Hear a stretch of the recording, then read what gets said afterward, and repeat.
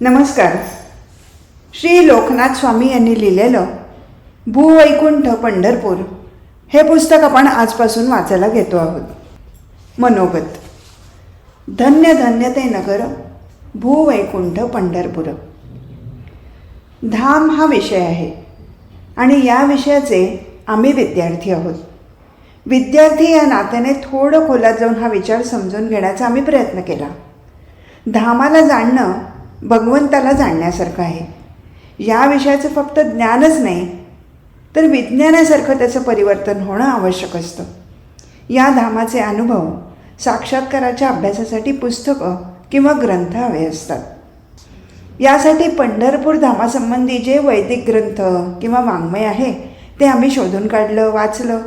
कारण लोककथा, प्रचलित कथा किंवा मनोधर्म मतमतांतरे तर नेहमीच वाचायला आणि ऐकायला मिळतात, परंतु ती नेहमीच सत्य असतातच असं नाही. कोणतंही वर्णन शास्त्रोक्त शास्त्राप्रमाणे उक्त असायला हवं. त्याला शास्त्राचा आधार, शास्त्राचा ठसा असायला हवा.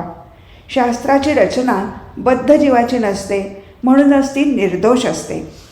असे ग्रंथ शोधण्यासाठी परिश्रम करावे लागले. विद्वानांच्या, तज्ज्ञांच्या मदतीनं त्याचं भाषांतर करून घेण्यात आलं. योग्य शास्त्रीय पुरावे गोळा करण्यात आले. अनुभवी वरिष्ठांच्या मुलाखती घेतल्या गेल्या. अर्थातच आमचा हा प्रयत्न आम्ही भूवैकुंठ पंढरपूर या माहिती व मार्गदर्शनपर पुस्तकाच्या रूपाने आपल्यासमोर ठेवला आहे. यात पंढरपूर धाम महात्म्य, श्री विठ्ठलाच्या विविध ऋतूतील अर्चना, पंचक्रोशीतील तीर्थे, त्यांचं अस्तित्व याविषयी माहिती दिलेली आहे. या पुस्तकातील श्री चैतन्य महाप्रभूंची पंढरपूरला भेट, श्री नित्यानंद प्रभूंची पंढरपूरला भेट आणि दीक्षा या प्रकरणाचं श्री चैतन्य चरितामृत या बंगाली ग्रंथातून संकलन करण्यात आलं आहे. तसंच या पुस्तकाच्या विषयवस्तूसाठी प्राचीन वैदिक शास्त्र, पुराणं, गॅझेटियर यातून प्रमाणं एकत्र केली असून या नोंदी या पुस्तकात आहेत. अनुभवी महात्म्यांच्या मुलाखती घेऊन ही माहिती निश्चित करून घेण्याचा आम्ही प्रयत्न केला आहे. श्री विष्णू भूवैकुंठपती आहेत. ते धामेश्वर, आराध्य देव, श्री विठ्ठल अथवा श्रीकृष्ण म्हणूनही पूजले जातात. विष्णूची आराधना करणारे, विष्णूला सर्वतोपरी मानणाऱ्यांना वैष्णव असं म्हणतात. तीर्थी कुर्वंती तीर्थानी. वैष्णवांनी या दिव्य धामाला भेटी दिल्या आहेत. महाराष्ट्रीय भक्तमंडळी मुख्यतः महाराष्ट्रीय संतांशी परिचित आहेत. तथापि या तीर्थांची गणना महान तीर्थामध्ये केली गेली आहे. या धामाचा संबंध फक्त महाराष्ट्रीय संतांपुरता मर्यादित नसून अनेक वैष्णव आचार्य जसं श्री रामानुजाचार्य, श्री निंबार्काचार्य, श्री वल्लभाचार्य अशा अनेक श्रेष्ठ वैष्णवाचार्यांनी या धामाला भेट दिली आहे. याचा आम्ही आवर्जून उल्लेख करत आहोत. हे धाम फक्त महाराष्ट्रापुरतं मर्यादित नाही. धाम हे एका परिसराचं किंवा भागाचं नसतं. धाम हे सर्व भारतासाठी, जगासाठी, विश्वासाठी असतं. इच्छिताती देव पंढरीचा वास अशा शब्दांमध्ये पंढरीचं महात्म्य वर्णन करण्यात येतं. या ठिकाणी वैष्णव येतात, देवताही येतात. त्यांची या धामात येण्याची आशा, आकांक्षा असते. या धामाचे क्षेत्रपाल महादेव शिव आहेत. या धामाचं अध्ययन करत असताना काही दुर्मिळ उदाहरणं, शास्त्राचे आधार, मंत्र प्राप्त झाले. यामध्ये विशेष करून गोपाळपूर, जे गोपाळ श्रीकृष्णाचं धाम वृंदावन आहे, इथे श्रीकृष्ण सवंगड्यांसह त्यांच्या गोप बालकांसमवेत येतात. इथे गायींच्या खुरांची चिन्हही आहेत. विष्णुपद, इथे श्रीकृष्णाची पदचिन्हे आहेत. ज्या लहानशा टेकडीवर गोपाळपूर वसलेलं आहे ते गोवर्धनाहून भिन्न नाही. गोवर्धनाच्या सान्निध्याने वाहणारी नदी पुष्पावती ही दुसरी तिसरी नसून इथे प्रकट झालेली यमुनाच आहे. म्हणूनच आषाढी, कार्तिकी एकादशीनंतर वारकरी इथे गोपाळ कल्यासाठी येतात. विठ्ठू माझा लेकुरवाळा संगे गोपाळांचा मेळा हा अभंग प्रसिद्ध आहे. गोपाळ कल्याच्या लीलेत भक्तगण प्रवेश करून कृष्ण इथे उपस्थित असून यमुनेच्या काठावर तो भोजन करत आहे अशी भावना ठेवून गोपाळ कल्याचा आनंद घेतात. श्रीकृष्ण रुक्मिणीच्या शोधासाठी तिचा रुसवा घालवण्यासाठी पंढरपुरात आले. याचं संशोधन करत असताना बऱ्याच प्राचीन तीर्थांचाही शोध लागला. जी तीर्थ आज लुप्त होऊ लागली आहेत असा संकर्षण तीर्थाचा उल्लेख आहे. संकर्षण म्हणजे बलराम भारतभर तीर्थयात्रा करत असताना बलराम इथे पोचले. बलरामांच्या पंढरपूर भेटीची आठवण करून देणारं संकर्षण कुंड इथे आहे. स काले नेह महता योगो नष्ट परंतप, काळाच्या प्रभावाने सत्य विरून जातं. तेव्हा या ग्रंथात या लुप्त झालेल्या आणि विसरलेल्या तीर्थांची पुन्हा आठवण करण्याचा प्रयत्नही केला जात आहे. श्री चैतन्य महाप्रभूंनी सुमारे 500 वर्षापूर्वी पंढरपूरला भेट दिली. स्वतः स्वयं भगवंत इथे आले. इथे भगवंत विटेवर आहेत आणि तेच भगवंत कलियुग पावन श्री चैतन्य महाप्रभू एका तीर्थयात्रेकरूच्या रूपाने आले. परंतु जणू काही जगाने, महाराष्ट्रीयांनी यांची नोंदच घेतली नाही.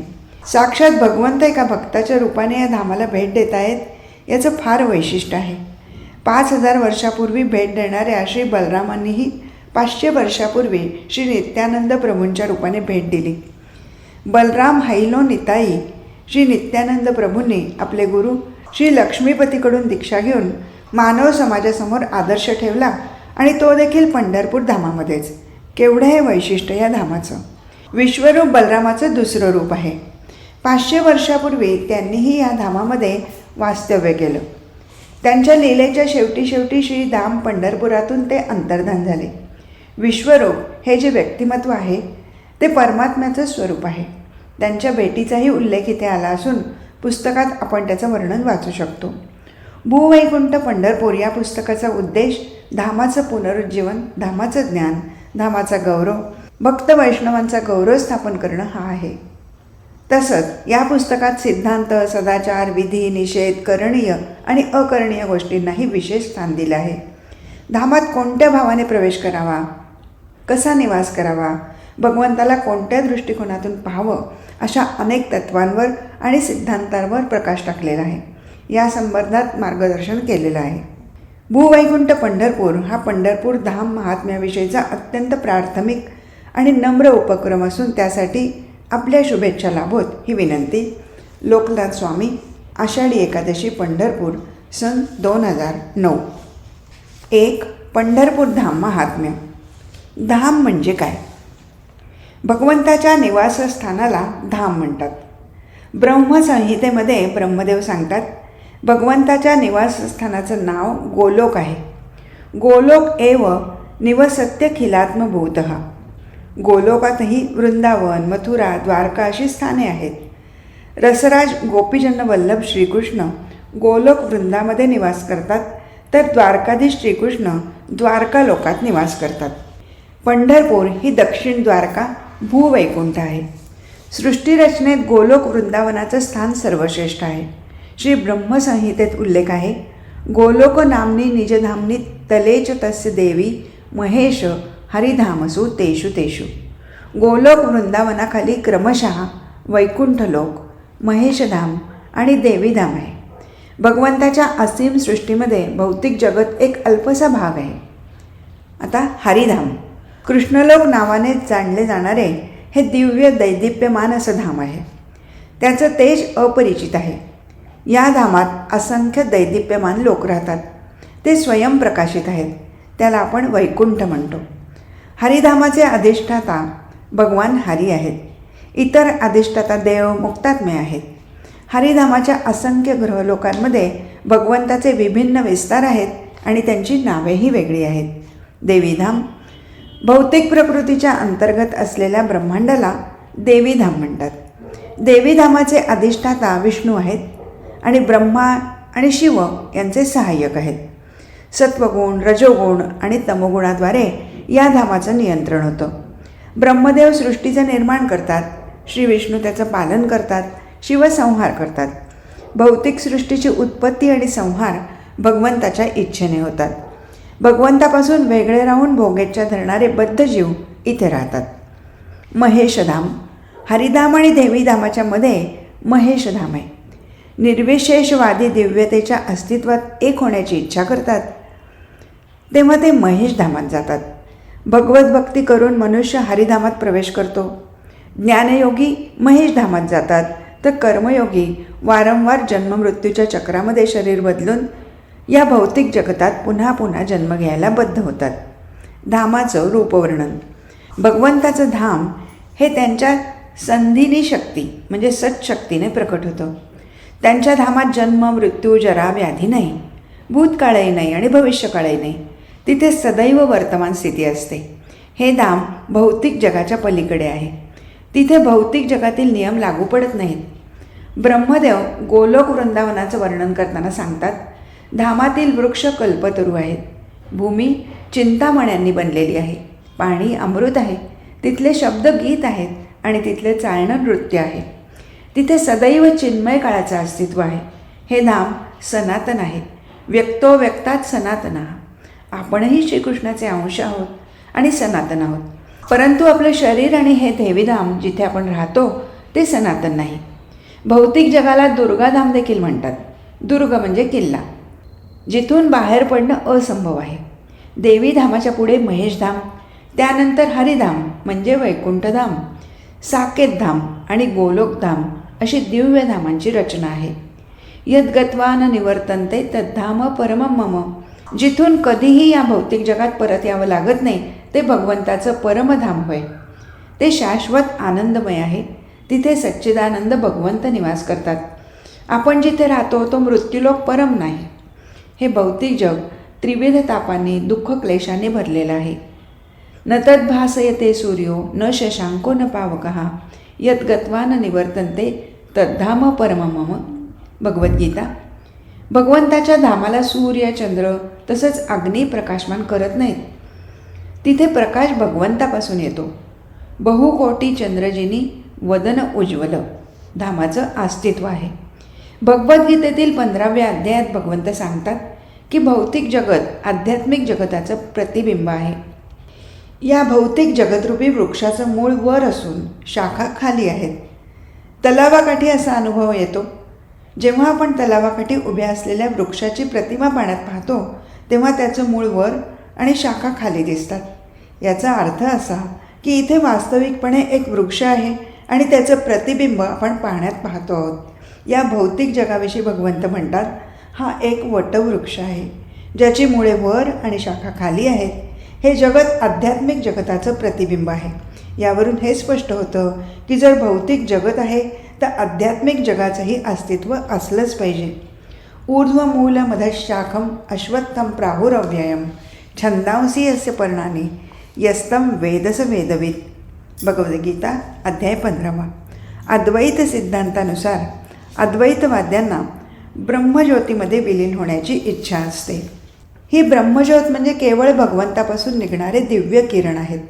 त्यामुळे त्यांच्या धामात सूर्य, चंद्र किंवा अग्नीची गरज नसते. न तद्भासयते सूर्यो न शशांको न पावकः. भगवंत आहेत आणि त्यांचे धामही आहे. आपण भगवद्धामात जाण्याचा प्रगत अवस्थेत येण्याचा प्रयत्न केला पाहिजे. श्रीकृष्णांशः परमात्मा ब्रह्मतत् ज्योतिरेवच. आम्ही जातो आमच्या गावा.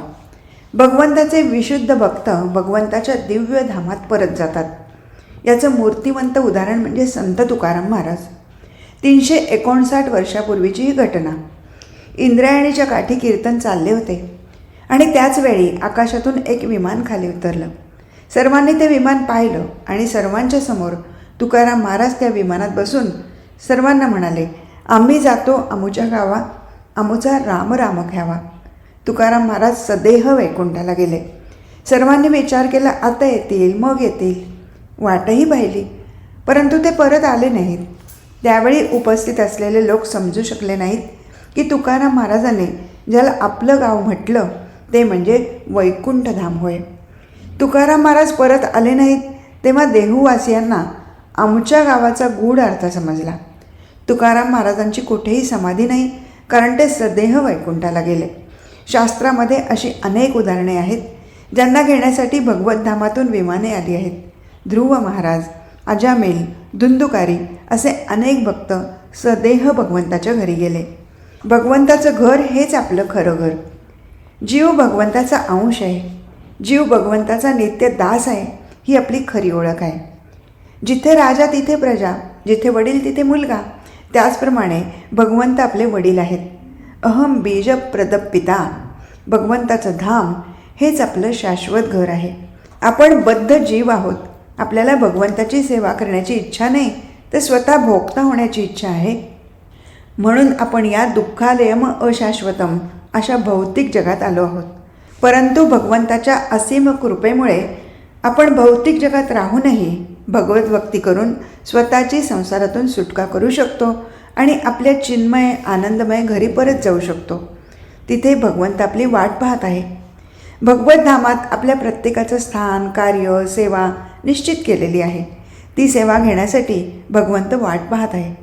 तिथे पोहोचण्यासाठी भगवंतांनी संतांनी सांगितलेला मार्ग म्हणजे भक्ती मार्ग होय. या संसार सागरातून मुक्त होण्यासाठी भगवंत सांगतात, अनंत कालेच मामेव स्मरण मुक्त्वा कलेवरम यप्रयाती समद्भावम याती नास्तत्र संशया. भगवद्गीता अध्याय 8. अंतकाळी केवळ माझं स्मरण करीत जो आपला देहत्याग करतो तो तात्काळ माझ्या प्रकृतीची प्राप्ती करतो, यात मुळीच संशय नाही.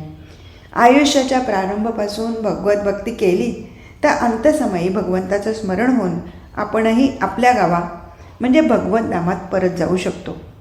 आध्यात्मिक जगत आणि भौतिक जगातील पंढरपूर हे एकच. भगवंत जेव्हा पृथ्वीवर आपली लीला प्रकट करतात तेव्हा दिव्य धामाचा एक भाग भौतिक जगात प्रकट होतो. श्रीकृष्ण आपली लीला पृथ्वी तलावर करतात तेव्हा दिव्य गोलोक वृंदावन धामाचा एक भाग भौतिक जगात प्रकट होतो. तेच गोकुळ वृंदावन होय. या दोन्हीही धामांमध्ये कुठलेही अंतर नाही. अंतर केवळ स्थानाचं आहे. एक धाम दिव्य आध्यात्मिक जगात आहे तर दुसरं भौतिक जगात.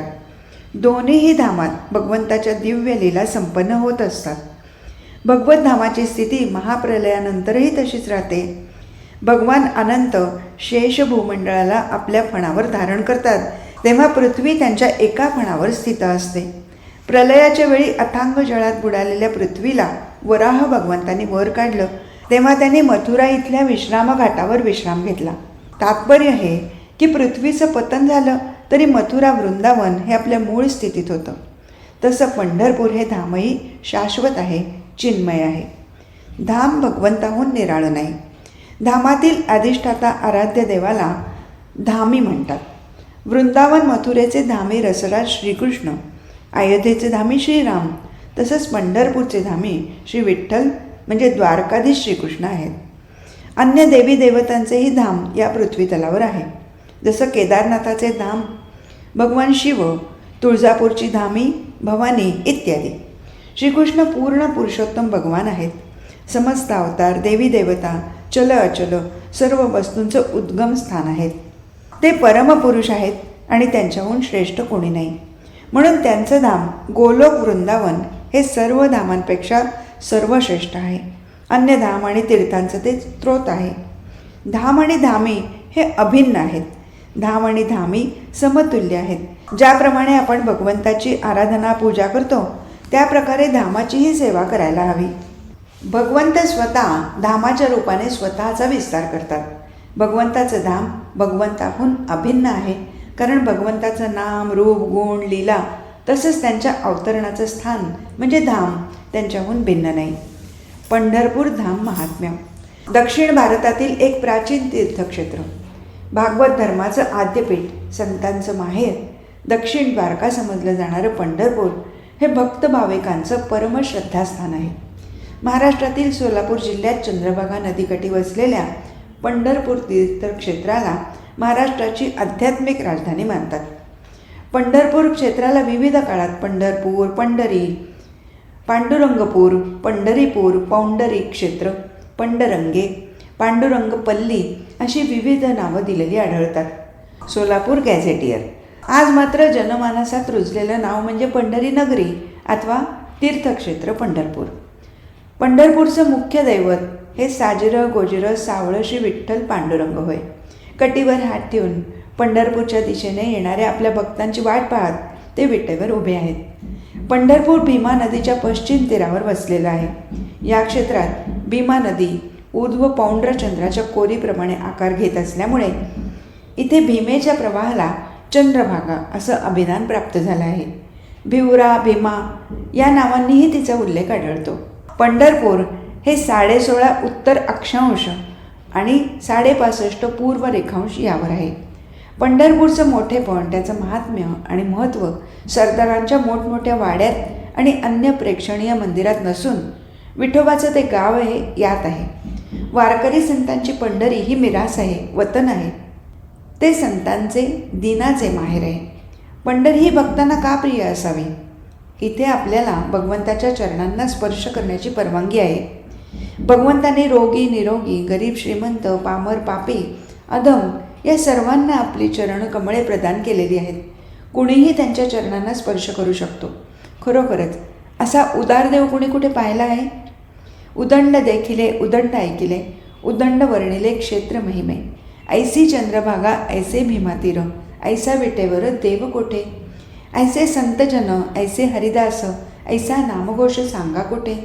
तुका म्हणे आम्हा अनाथा कारणे, पंढरी निर्माण केली देवे. पंढरी म्हणजे भूवैकुंठ अशी धारणा आहे. उमा रुमा एकसरी, वाराणसी ते पंढरी असे तुकाराम महाराज म्हणतात आणि पावलो पंढरी वैकुंठ भुवन असे धन्योद्गार काढतात. या पांडुरंगाचे, त्याच्या भक्तांचे आणि पंढरीचे सारं वैभव काही आगळंच आहे. इथे भक्त श्रेष्ठ कनिष्ठ पण विसरतात. भक्तिप्रेमाचा अमृतरसात तुडुंब बुडतात. विठ्ठल नामाने तृप्त होतात. इथे सारंच अनुपम आहे. अनुपम्य पंढरीचा वास, अनुपम्य चरणा संतांची, अनुपम्य नाचती वैष्णव, अनुपम्य गौरव तयांचे. मानवाची सर्व धडपड सुखासाठी चाललेली असते. सुखालागी जरी करीसी तळमळ, तरी तू पंढरीसी जाय एक वेळ. मग तू अवघाची सुखरूप होसी, नाम जन्मोजनीचे दुःख विसरसी. मुखी नाम, हाती टाळ आणि देहभान विसरून भगवंताचं नाव घेणं, यापेक्षा सुख कोणतं? हे सुख अविनाशी आणि दिव्य आहे. म्हणून जर तुला सुख हवं असेल तर तू पंढरीला जा. इंद्रिया विषयांचं सुख हे भ्रामक सुख आहे, मानलेलं सुख आहे.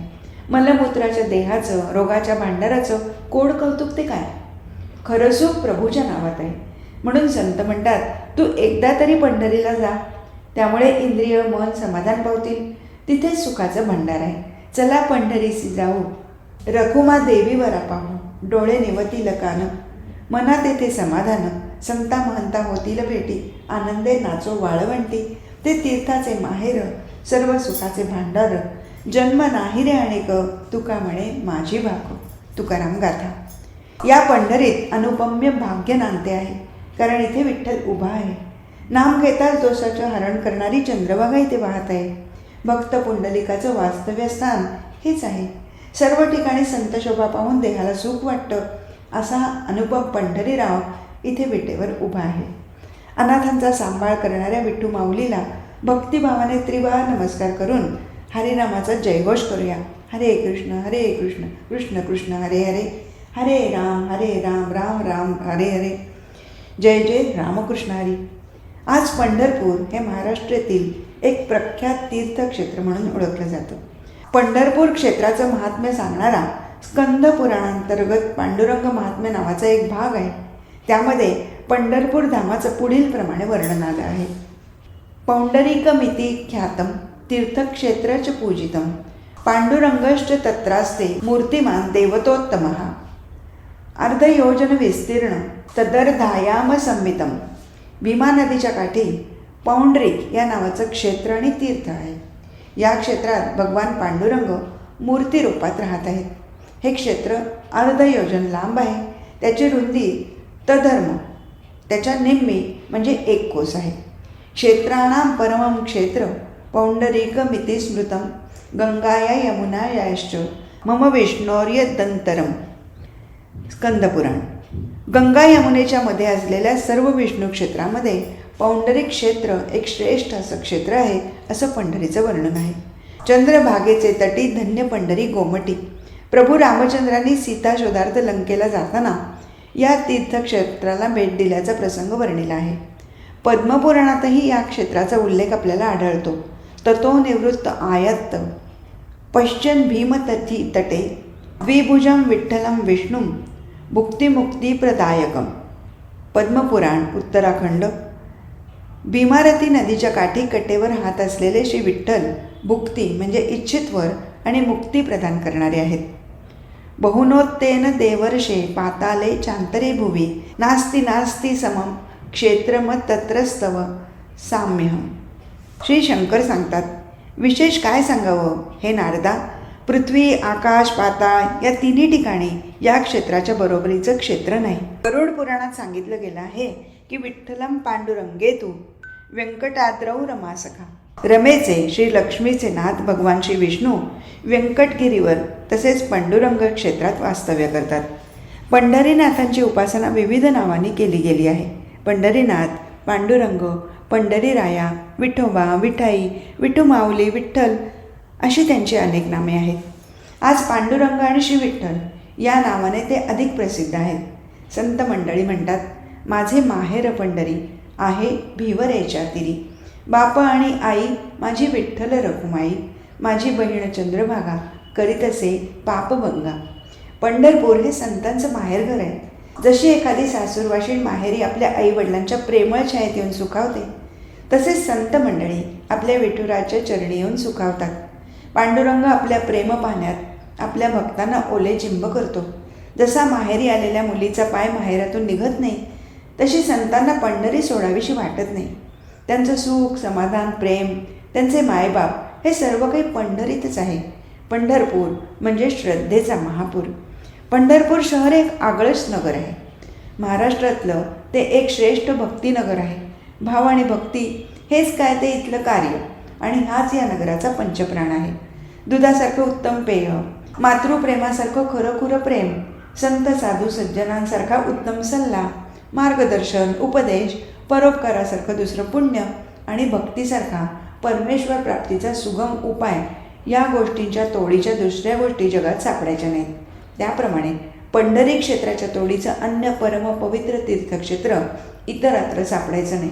पंढरीत जे नाही ते इतर क्षेत्रात नाही आणि इतर क्षेत्री जे नाही या पंढरी क्षेत्री आहे असं म्हटलं जातं.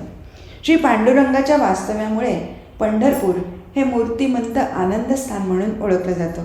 इथे दुःखाचा लवलेशही नाही, म्हणून सर्व तीर्थांचा मुकुटमणी म्हणून या क्षेत्राची महती आहे. श्री संत तुकाराम महाराजांनी अभंगातून या पंढरी क्षेत्राचा गौरव केला आहे.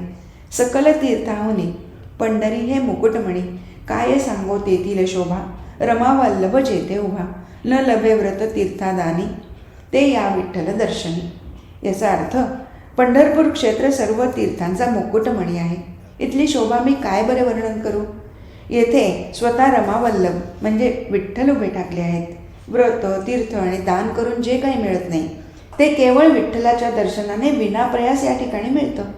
या क्षेत्रात श्री जगन्निवास वैकुंठाधीश श्री पांडुरंग पुंडलिकास दिलेल्या वरामुळे सर्व पापीजनांचा उद्धार आणि भक्तजनांचे इच्छित मनोरथ पूर्ण करण्याकरता वास करत आहेत. ही पंढरी विठ्ठलाची आहे. मात्यापित्यांची सेवा करण्यात एकाग्र झालेला आपल्या भक्त पुंडलिकाला भेटण्यासाठी प्रत्यक्ष द्वारकाधीश भगवान इथे आले. पुंडलिका भेटी परब्रह्म आले गा. पुंडलिकाने त्यांना विटेवर उभं केलं आणि ते श्री विठ्ठल कटीवर हात ठेवून पुंडलिकासाठी अजूनही उभे आहेत. ते भावभक्तीचे भुकेले आहेत. आपल्या भक्तांसाठी ते स्वतःला शिणवतात. आपल्या भक्ताचे योगक्षेम वाहतात. त्यांना विविध रूपात दर्शन देऊन त्यांच्या मनाची आस पुरवतात. संतजन म्हणतात, धन्य धन्य हे नगर, भूवैकुंठ पंढरपूर, धन्य धन्य चंद्रभागा, मध्ये पुंडलिक उभा. संतांच्या अभंगातून वर्णित झालेले पंढरी महात्म्य हे त्या संतांना झालेली प्रत्यक्ष अनुभूतीच आहे. त्यांच्या मते पंढरपूर म्हणजे केवळ पंढरपूर नव्हे, तर चंद्रभागा, पुंडलिक, संतदर्शन आणि विठ्ठलविषयीचे भक्तिप्रेम म्हणजे पंढरपूर होय. तिथे गेल्यावर संतांच्या सहवासात भक्तिसुखाचा सोपा मार्ग सापडतो आणि दिनांचा सोयरा, आनंदाचा कंद, भक्त काम कल्पद्रुम भगवान पांडुरंगाची भेट होते. पंढरीचं दुःख न मिळे ओखदा, प्रेम सुख सदा सर्व काळ, पुंडलिके हाट भरी येले पेठ, अवघे वैकुंठ आणि येले. तुकाराम गाथा. पंढरीमध्ये दुःखाला वाव नाही. तिथे सदा सर्व काळ प्रेम सुख आहे. पंढरीस पुंडलिकाने बाजारपेठ भरवली आहे. वैकुंठातील सर्व ऐश्वर इथे आणलं आहे. गोलोकेर प्रेमधन, हरिनाम संकीर्तन, दिव्य हरिनामाचा इथे व्यापार चालतो. श्रद्धारूपी मूल्य द्यायचे आणि हवे तितकं प्रेमधन बरोबर न्यायचं. पंढरीची पंचक्रोशी या धनाने ओतप्रोत भरली आहे. तुकाराम महाराज म्हणतात, संतांना प्रेमसुखाची गोडी असल्यामुळे त्यांनी इथे तृप्ती होईल म्हणून ते पंढरीत बसून राहिले आहेत. तुका म्हणे जन्मा आल्याचे सार्थक, विठ्ठलची एक देखलिया. चंद्रभागेचं दर्शन घेताच एकाच वेळी सर्व तीर्थांचं दर्शन घेतल्यासारखं आहे. पांडुरंगाचं वास्तव्य असलेली पंढरी पाहतात सर्व पापे 10 दिशांना पळून जातात. तुकाराम महाराज म्हणतात, विठ्ठलाचं दर्शन झालं तर मानवी जीवन कृतकृत्य झालं असं जाणावं. पावलो पंढरी वैकुंठी भुवन, धन्य आजी दिन सोनियाचा. पावलो पंढरी आनंद गजरे, वाजतील तुरे शंख भेरी. पावलो पंढरी पार नाही सुका, भेटला सखा माय बाप. पावलो पंढरी येरझार खुंटली, माऊली बोलली प्रेमपाना. पावलो पंढरी आपुले माहेर, नाही संसार तुका म्हणे. तुकाराम गाथा. हा सोन्याचा दिवस आहे की वैकुंठ भुवन पंढरीला आज आपण पोचलो. धन्यो हो, मी धन्य झालो. हरिनामाचा गजर करीत पंढरीत आलो. टाळ, मृदुंग, वीणा, शंख, नगारे, तुतारे वाजत आहेत. पंढरीला आल्यावर संत सज्जन विठ्ठलाला आलिंगन देऊन दिव्य सुख अनुभवतात.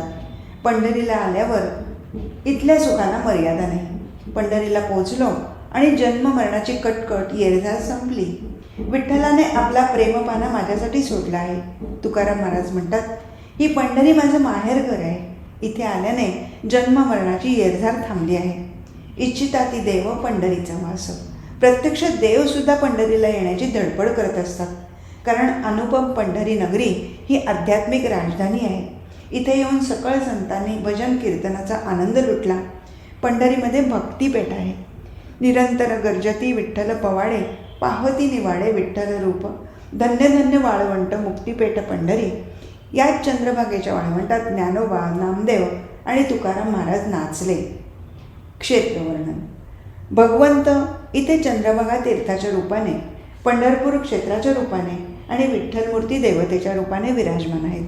या क्षेत्राचं वर्णन पद्मपुराणांतर्गत पांडुरंग महात्म्याच्या 6व्या, 8व्या, 10व्या, 17व्या, 25व्या आणि 26व्या अध्यायात आढळतं. तसंच हे वर्णन आपल्याला इतर मराठी हस्तलिखितातूनही प्राप्त होतं.